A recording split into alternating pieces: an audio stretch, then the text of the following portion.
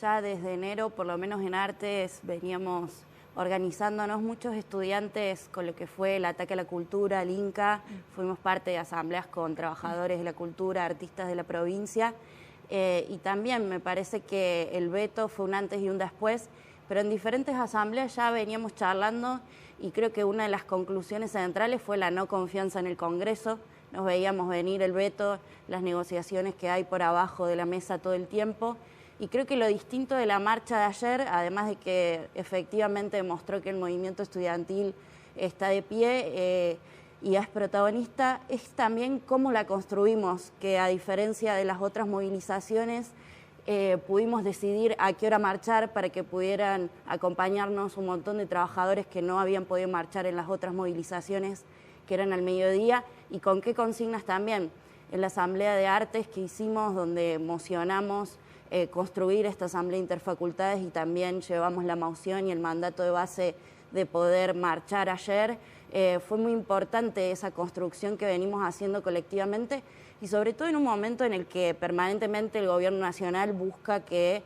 lo que se destaque es el individualismo. Creo que el proceso que se viene dando en todas las universidades del país muestran que hay un movimiento estudiantil a la altura del ataque, respondiendo, pero también con procesos asamblearios y colectivos que nos permiten discutir qué es lo que necesitamos sin esperar de nada de la rosca del Congreso, sabiendo que una de las principales conclusiones es que no podemos esperar más. No podemos esperar a que el año que viene se discuta el presupuesto 2025 porque los problemas los tenemos hoy. ¿Ninguna chance, ninguna ficha le pones al presupuesto 2025 por lo que venís viendo? Yo creo que, bueno, hoy veía como De Loredo y el Bloque Radical se juntó con el gobierno nacional. Me parece que no es casualidad que, por ejemplo, la Franja Morada no solo esté en contra de las tomas, sino de las asambleas, las intente boicotear, no hayan convocado a la Federación Universitaria de Córdoba hoy, porque hay una línea política del radicalismo a nivel nacional de negociar con el gobierno nacional, y la conclusión que sacamos de cero confianza en el Congreso es central, porque en última instancia va a depender de nuestra propia fuerza y nuestra respuesta en las calles para defender el salario de nuestros docentes, de los no docentes también. Veía las imágenes y me hacía acordar la marcha de ayer, que te cruzabas todo el tiempo con jubilados, trabajadores, docentes, bueno, compañeros acá de los SRT también. Yo creo que por lo que planteé de las tomas, lo que hay que dejar en claro es que las asambleas son abiertas, vienen siendo cada vez más grandes en las diferentes facultades. Sin ir más lejos, el otro día en la Facultad de Psicología, la Franja Morada, junto con otras agrupaciones de derecha, quisieron llevar militantes de diferentes facultades para intentar bajar la toma y salió contundentemente que no, que había que continuar con la toma por amplia mayoría, y también tiraron gas pimienta. En una asamblea de psicología. En la asamblea de psicología, sí. Y aún así, sin más allá de esa violencia y ese intento de amedrentar, los estudiantes continuaron con la asamblea y pudieron mantener la toma porque así lo decidieron democráticamente. Me parece que un poco es pensar eso, y también que el gobierno construye un relato porque evidentemente le molestamos mucho. O sea, le molesta mucho que el movimiento estudiantil ya no dependa de los tiempos burocráticos de las negociaciones, sino que a través de nuestros propios métodos, de nuestras propias asambleas, decidamos cómo pelear, y que incluso las tomas están siendo abiertas, llenas de clases públicas, llenas de talleres. En la toma que estamos llevando adelante ahora en la Facultad de Artes, que ayer la levantamos para poder ir todos juntos a la movilización y mañana vamos a hacer una nueva asamblea, se dieron talleres de todo tipo, se acercaron artistas, trabajadores de la cultura, dieron obras de teatro, talleres, clases públicas junto con los docentes y los no docentes. Y hay un punto en el que nosotros no podemos esperar a que se discute en el presupuesto del año que viene, porque es hoy lo que está pasando. Más del 70% de nuestros docentes están por debajo de la línea de la pobreza, y como decía ella, hace a nuestra calidad educativa, y que incluso va más allá de eso, porque, bueno,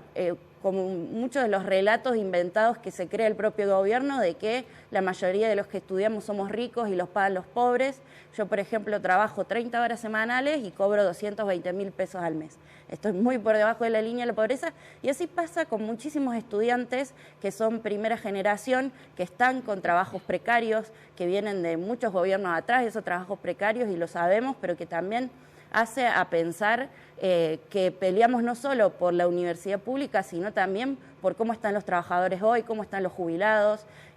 A principio de año, con la Asamblea de Artes, por ejemplo, hicimos un festival enorme donde recaudamos más de 600.000 pesos que donamos a trabajadores estatales nacionales que habían sido despedidos a principio de año. Y esa solidaridad se gesta todo el tiempo y hace a que las marchas sean masivas, a que las asambleas sean cada vez más grandes.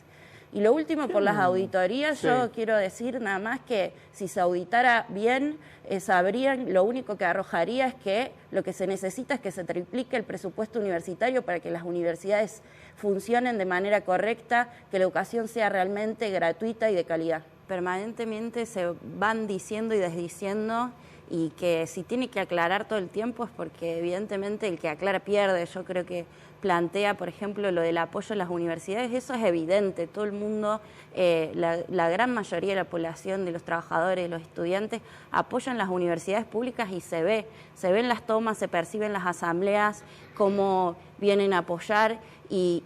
de hecho yo creo que tienen un gran problema. Me pongo en el relato del gobierno, no pasan y les dicen vagos, vayan a estudiar, dejen de estar 10 años cursando en la universidad, no se da eso. Por ahora no nos pasó, y si pasa yo creo que es una ínfima minoría, porque incluso personas que han votado este gobierno apoyan el reclamo de las universidades públicas, y me parece que justamente por eso permanentemente tiene que salir casi todos los días a hablar de lo que está pasando en las universidades, porque tiene que dar explicaciones a sus votantes que están muy enojados con lo que está haciendo a las universidades públicas. Y tiene que salir a aclarar, por ejemplo, que no quiere arancelarla cuando toda su campaña política fue por el arancelamiento de las universidades, por ejemplo. Y a decir que no está en riesgo la universidad pública cuando es evidente que es su objetivo de fondo, pero tiene que salir a aclararse porque por detrás tiene un problema muy grande, que es que el apoyo es inmenso al reclamo que estamos llevando adelante. Yo creo que el objetivo de fondo de este gobierno es ajustar todo lo más posible para pagarle al Fondo Monetario Internacional. Yo creo que lo vimos, o sea, uno ve los números de cuánto implicaba el aumento, que era una miseria a los jubilados, por ejemplo, o lo que implica para el PBI el presupuesto universitario, y lo que hay de fondo es eso,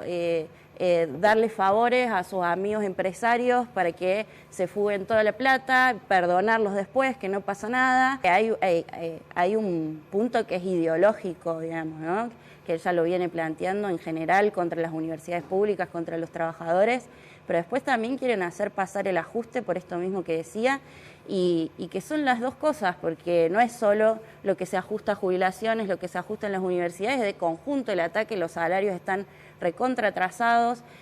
no se puede llegar a fin de mes y es un problema de conjunto, pero ideológicamente me parece que están en contra de las universidades públicas, y me parece que hoy los estudiantes lo que abrimos un poco la cancha es a pensar, bueno, ¿cuál es nuestro propio objetivo? ¿Es solo la defensa de la universidad tal como está? ¿Es solo...? Yo creo que el primer objetivo es que queremos que nuestros docentes y no docentes no estén debajo de la línea de la pobreza. Queremos conquistar el aumento salarial para ellos porque hace nuestra calidad educativa, pero también porque muchos en el futuro queremos ser docentes porque nos solidarizamos con ellos. Pero después abre para mí las asambleas a pensar, por ejemplo, cómo entre estudiantes, docentes, trabajadores de la universidad podemos pensar qué se hacen con las investigaciones, qué tipo de cátedras, qué tipo de contenido, que haya libertad de cátedra para pensar en qué tipo de futuro es por el cual peleamos también.